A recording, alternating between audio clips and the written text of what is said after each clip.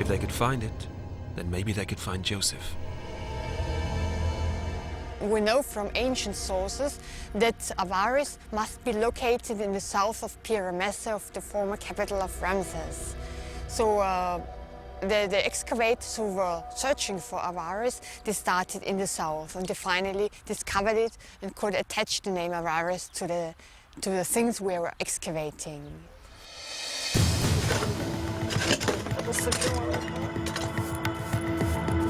Now, excavations are gradually revealing the secrets of Avaris.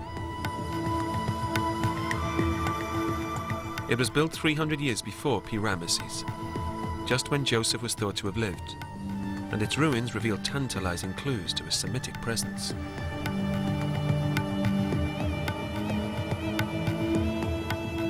Although most of the buildings were Egyptian in style, one area was distinctly Canaanite. But the most compelling evidence of a Semitic presence came from inside the houses. These bodies were found buried in sideways postures, a typically Canaanite tradition. And objects found inside the burial pits left archaeologists in no doubt. We have a lot of Canaanite shapes, like the jugs here, combined with Egyptian shapes, like the small vessel here. We find sometimes weapons attached to the tombs, like this sword. It's made of bronze. And then with the same tomb comes a belt in very fragile condition, which the male burial had around his hip. So we have always the mixture of both cultures. These finds are consistent with the Bible's claim that Semites settled in the Nile Delta, but only poor Semites, perhaps slaves. None of it indicated that someone of Joseph's status, a high-ranking pharaonic official of Semitic origin, had lived there. But further finds at Avaris suggest that archaeologists are closing in on that elusive evidence. The excavations have since been returned to agricultural use, but not before extensive plans and photographic records were made.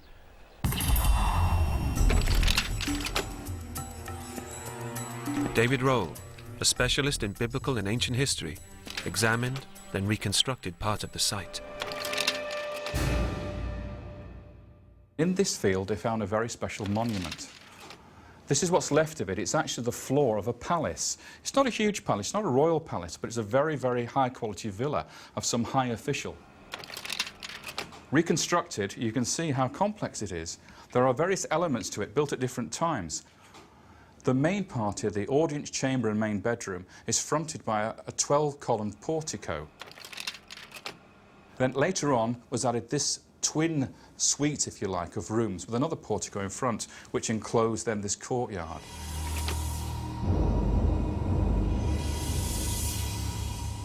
This small palace looked like the home of a high-ranking official.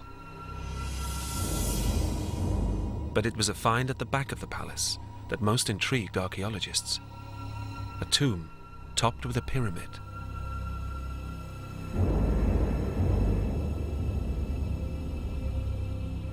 The tomb was over there, to the south of the palace, and one of the most interesting tombs was that of a dignitary with a tomb chapel. And inside this tomb chapel we found the rest of a tomb statue.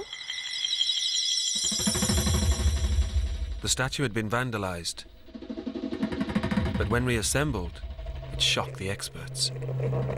This could not have been the statue of an Egyptian official.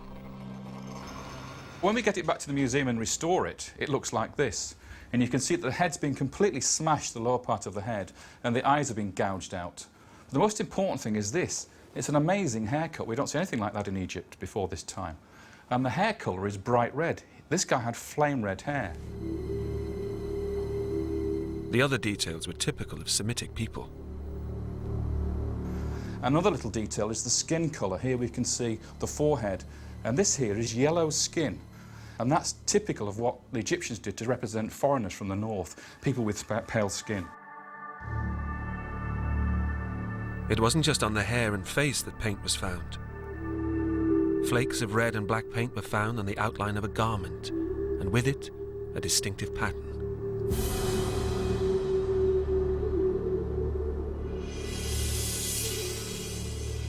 With these statue fragments, David Rohl began to put together an artist's impression of what the figure may have looked like.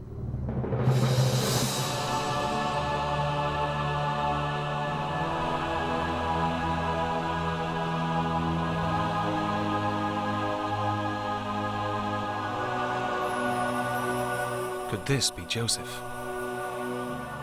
The absence of a nameplate means there's no way of knowing. But for David Rohl, there are no other contenders. We have no other example of something quite as extraordinary as this. We have no pyramid tomb for an official of state. We have no other palace for a private individual. These sort of things are things reserved for royalty, usually. So this is extraordinary. We have no other examples to compare it to. But if you're trying to imagine the rewards of somebody who gave such service to Egypt, who saved it from the famine, you would expect these type of things to be given.